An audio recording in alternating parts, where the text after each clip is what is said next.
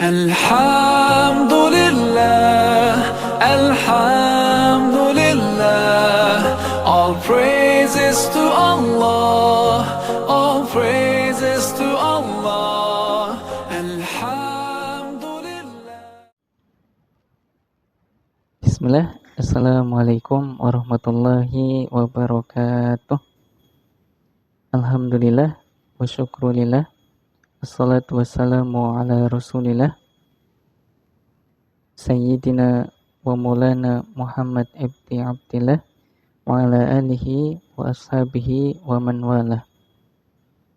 Jemaah kangen ibu, kaum muslimin yang semoga dirahmati Allah.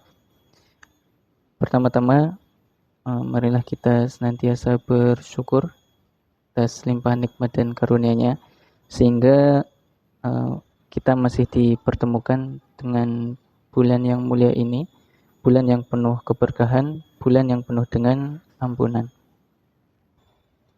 Tak lupa salawat berserta salam senantiasa kita curahkan kepada junjungan kita Nabiullah Muhammad Sallallahu Alaihi Wasallam, kepada keluarganya, sahabatnya, serta umatnya yang senantiasa istiqomah menjalankan syariatnya hingga yaumul kiamah kelak. Amin. Jemaah kangen ibu, kaum muslimin yang semoga dirahmati Allah. Setidaknya ada 5 hal yang perlu kita perhatikan. Yang pertama yaitu ruhiyah, itu spiritual. Kaum muslimin yang semoga dirahmati Allah, ruhiyah untuk di bulan Ramadan itu meluruskan niat kita serta menjaga hati kita agar niat kita lurus karena Allah. Nabi Shallallahu Alaihi Wasallam bersabda, innamal a'malu bin niat. Sesungguhnya amal itu tergantung pada niatnya. Oleh karena itu, sebelum kita menahan lapar dan haus, penting untuk memastikan bahwa niat kita murni karena Allah, bukan hanya sekedar rutinitas biasa atau mengikuti orang lain, akan tetapi niat kita benar karena Allah Subhanahu wa Ta'ala. Maka dengan begitu puasa kita akan menjadi sarana untuk mendekatkan diri kepada Allah, meningkatkan kualitas iman, serta meraih pahala yang berlipat ganda. Maka dari itu, mari kita luruskan niat kita, menjaga hati kita agar senantiasa ikhlas karena Allah. Lalu selanjutnya, untuk yang kedua yaitu persiapan amaliyah.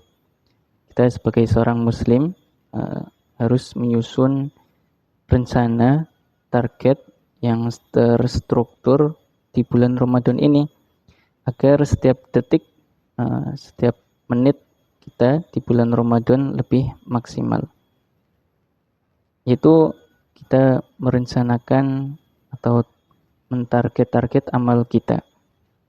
Misalnya kita khatam 30 juz ya, membaca Al-Quran, khatam sekali, 2 kali atau 3 kali. Untuk selanjutnya mungkin kita memberi makan 100 porsi untuk orang yang berbuka, dan target yang lain-lainnya, seperti berkunjung pada saudara kita, atau di malam hari kita tidak bolong sholat tarawih, dari awal hingga akhir kita full sholat tarawihnya tanpa meninggalkannya. Begitu.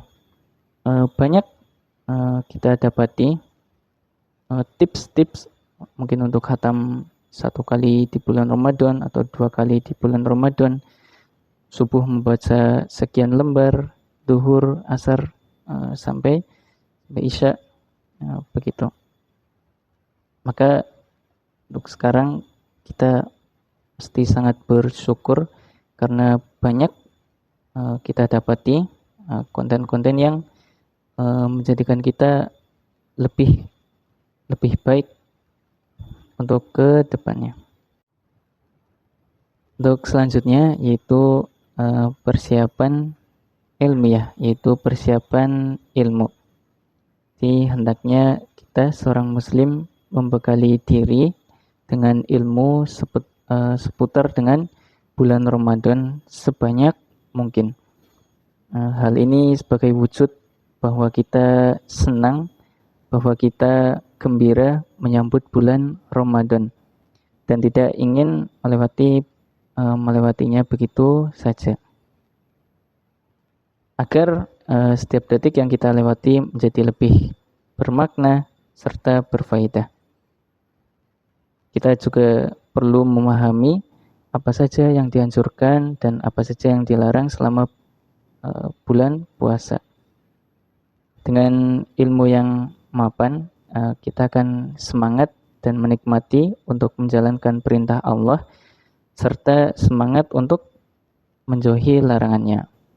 Dalam ini Allah Subhanahu wa taala berfirman, "Fas'alu ahla dzikri in kuntum la ta'lamun." Maka tanyakanlah kepada orang yang berilmu jika kamu tidak mengetahui. Quran surat Al-Anbiya ayat 7. Dari ayat ini kita dapat belajar, kita dapat hikmah bahwa pentingnya mencari ilmu dan bimbingan dari para ulama. Karena di bulan Ramadan ini kita harus memahami banyak ya tata cara berpuasa, ibadah yang dianjurkan, serta hal-hal yang dapat membatalkan puasa agar ibadah kita sah dan diterima oleh Allah Subhanahu wa taala. Terlebih lagi selain hal yang membatalkan puasa, ada juga beberapa hal yang dapat membatalkan pahala puasa kita. Nabi Shallallahu Alaihi Wasallam bersabda, ada 5 hal yang dapat membatalkan pahala puasa. Yang pertama yaitu berkata dusta, berbohong. Yang kedua yaitu ghibah, membicarakan orang lain. Yang ketiga yaitu namimah, mengadu domba. Dan yang keempat yaitu memandang dengan syahwat, memandang lawan jenis kita dengan syahwat. Terus yang terakhir yaitu sumpah palsu. Jadi 5 hal itu yang dapat membatalkan pahala puasa kita. Maka kita penting untuk menghindarinya. Untuk selanjutnya, yang keempat yaitu persiapan harta, persiapan maliyah, yaitu harta. Jadi agama kita, Islam, memiliki banyak jenis ibadah yang menuntut kita untuk mengeluarkan harta. Misalnya kita berinfak, bersedekah, memberi makan orang yang berbuka puasa, serta ibadah zakat fitri. Jadi persiapan harta ini penting agar kita dapat berkontribusi dalam kebaikan selama bulan Ramadan. Allah Subhanahu wa taala berfirman, "Wa anfiqu mimma razaqnakum min qabli an ya'tiya ahadakumul maut fayaqula rabbi laula akhartani ila ajalin qarib fa-asaddaq wa kum minas salihin." Dan infakkanlah sebagian dari apa yang telah kami berikan kepadamu sebelum kematian datang kepada salah seorang di antara kamu. Lalu dia berkata, "Ya Tuhanku, sekiranya engkau berkenan menunda kematianku sedikit waktu lagi, maka aku dapat bersedekah dan aku akan termasuk orang-orang yang soleh." Quran surat Al-Munafikun ayat 10. Dari ayat ini yaitu menekankan pentingnya mengeluarkan harta di jalan Allah sebelum datangnya kematian. Karena saat itu seseorang akan sangat ingin beramal soleh, tetapi sudah terlambat. Ini menunjukkan bahwa mempersiapkan harta untuk beramal soleh adalah tindakan yang bijaksana dan harus dilakukan dengan segera. Selain itu, Rasulullah Shallallahu Alaihi Wasallam bersabda juga, khairun nas anfa'uhum linnas. Sebaik-baik manusia adalah yang paling bermanfaat bagi manusia yang lain. Hadis riwayat At-Tabrani. Hadis ini menggarisbawahi bahwa salah satu cara untuk menjadi manusia yang baik adalah dengan memberikan manfaat kepada orang lain, yang dapat dilakukan dengan melalui sedekah, infak, dan berbagi makanan untuk orang yang berpuasa, dan bentuk amal soleh yang lainnya. Jadi dengan mempersiapkan harta, kita dapat lebih mudah beramal dan berbagi dengan sesama, sehingga kita dapat berkontribusi dalam kebaikan dan mendapatkan pahala yang berlipat ganda dari Allah Subhanahu wa Ta'ala. Jemaah kangen ibu yang semoga dirahmati Allah, untuk persiapan yang terakhir yaitu persiapan jasadiyah, persiapan fisik kita. Jadi di bulan Ramadan ini khususnya kita yaitu melaksanakan sahur. Ya, sahur. Jangan sampai kita meninggalkan sahur. Karena fisik kita kuat, kita sombong, akhirnya kita meninggalkan sahur, meremehkan sahur. Sahur saja, akhirnya kita meninggalkannya. Padahal di dalam sahur itu terdapat keberkahan. Di Islam mengajarkan untuk mempersiapkan diri dengan baik agar puasa kita bisa maksimal. Jadi Rasulullah Shallallahu Alaihi Wasallam bersabda, yang artinya, ingatlah, sungguhnya di dalam jasad terdapat segumpal daging. Apabila segumpal daging itu baik, maka baik pula seluruh jasad. Namun apabila segumpal daging itu rusak, maka rusak pula seluruh jasad. Perhatikanlah bahwa segumpal daging itu adalah hati. Hadis riwayat Bukhari. Maka perlu kita perhatikan bahwa persiapan fisik kita itu sangat penting. Jaga pola tidur kita, jangan sampai kita begadang tidur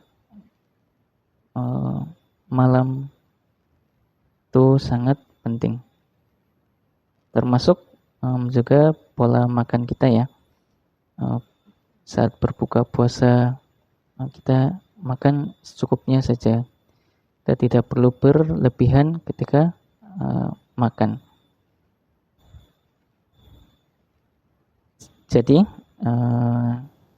ada 5 hal yang perlu kita perhatikan ketika kita berada di bulan Ramadan, agar bulan Ramadan ini kita lebih maksimal dan lebih optimal.